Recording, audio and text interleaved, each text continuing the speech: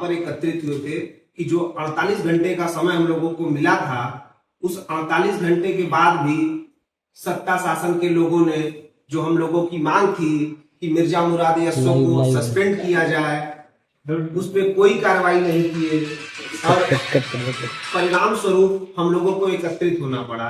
लेकिन कुछ राजनीतिक विरोधी जो है, राजनीतिक रूप देना चाहते थे उसको, पार्टी के लोग थे, और उन लोगों ने जिस तरीके से हम युवा शक्ति को रोकने का प्रयास किए, हमारी ताकत को वो देख करके घबरा गए और पूरे कार्यक्रम को सुनियोजित तरीके से राजनीतिक रूप देना चाहते थे, उसमें वो विफल हो गए। उसी विषय पे आज हम लोग फिर से चर्चा कर रहे हैं और हमारे गौरीश भाई आगे की बातों को आप लोगों के बीच रखेंगे। 25 तारीख की घटना मिर्जा मुराद थाना अंतर्गत एक राजनीति का हुआ था। पूरा प्रकरण कई बार रखा गया है और हम जानना चाहेंगे। हम सीधे आज की घटना पर आना चाहेंगे। इंडियन पब्लिक स्कूल जनता पर आज इस घटना के संबंध में महापंचायत का आयोजन हुआ था कि मोहित जी को न्याय मिले, और मोहित जी के न्याय के साथ साथ ये महापंचायत या आज का ये कार्यक्रम एक संदेश देने के लिए था कि जब भी किसी भी व्यक्ति के खिलाफ फर्जी तरीके से पुलिसिया उत्पीड़न किया जाएगा, चाहे राजनीतिक दबाव में, चाहे आर्थिक लोभ, तब युवा शक्ति इसका प्रतिरोध और प्रतिरोध। इसी क्रम में सार्वजनिक आह्वान पर हजारों की संख्या में जुटे लोगों के कार्यक्रम को जिस तरह राजनीतिक मकसद से उसका हरण किया गया, उसका अपहरण किया गया, यह बहुत ही दुर्भाग्यपूर्ण है। पूरा घटनाक्रम यह है कि 4 दिनों से इस संघर्ष को देखते हुए, इसके परिणाम को देखते हुए कुछ राजनीतिक इस पर अपनी दृष्टि डाले और इस पर उन्होंने इस आपदा में अवसर की तलाश देखा।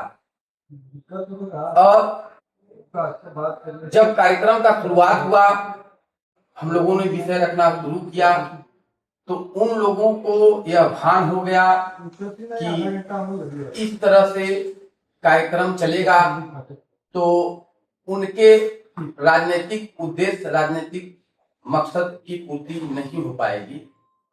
इसलिए बहुत ही सुनियोजित तरीके से संचालन के नाम पर माइक लेकर के घंटों तक एक ही व्यक्ति के द्वारा पूरे मामले पर लीपापोती करने का प्रयास किया गया। युवा वर्ग जो कि पूरे मामले में लगातार संघर्षरत था, इस प्रकार की गतिविधि को देख करके वहां प्रतिरोध किया। जब विरोध किया तो उन लोगों ने मंच को छोड़कर भगदड़ की स्थिति उत्पन्न कर दी। और बहुत दुर्भाग्य के साथ यह कहना पड़ रहा है कि बनारस जनपद में किसी भी पुलिसिया उत्पीड़न पर फर्जी मुकदमे में शायद बनारस की इतिहास में पहली बार होगा कि हजारों लोग किसी एक स्थान पर एकत्रित होकर के इंकलाब जिंदाबाद इस बात का लगा रहे थे कि अब हम अन्याय नहीं सहेंगे, अब हम फर्जी मुकदमे नहीं सहेंगे। लेकिन अपने ही समाज के राजनीतिक, अपने ही समाज के इस आन बान और शान के विषय का राजनीतिक रूप से व्यापारीकरण कर चलिए, जो है जैसे है चलने दीजिए। राजनीतिक रूप से इसका व्यापारीकरण कर पूरे मामले को एक प्रकार से तहस नहस कर दिया। और वहां जो भी लोग गए, सार्वजनिक आह्वान पर गए, किसी को व्यक्तिगत रूप से कोई आमंत्रण निमंत्रण नहीं था, लेकिन लोग आग लेकर के गए थे, राख लेकर के आए हैं कार्यक्रम से। लेकिन इसके साथ साथ एक हम लोगों ने बहुत बड़ा मैसेज दिया है कि जब भी अन्याय के खिलाफ कोई संघर्ष होगा तो हमें सबसे पहले ऐसे लोगों को चिन्हित करना होगा कि कौन संघर्ष का साथी बनकर आया है, कौन अपने राजनीतिक हित का ध्यान रख करके आया है, इसका हमको फिल्टर करना होगा। यदि अब हम फिल्टर नहीं करेंगे तो जैसे आज इस बड़े आयोजन को धक्का दिया गया, असफल किया गया, वैसे ही हमारे आगे के सभी संघर्ष अधूरे रहेंगे, पूरे नहीं हो पाएंगे।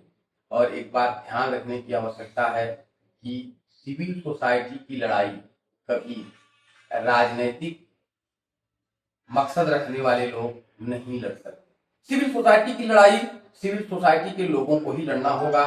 एक कार्यक्रम भी आज आम समाज का था, सिविल सोसाइटी का था, लेकिन मंचस्थ राजनीतिक लोग इस मामले में राजनीतिक रंग दे करके पूरे घटनाक्रम को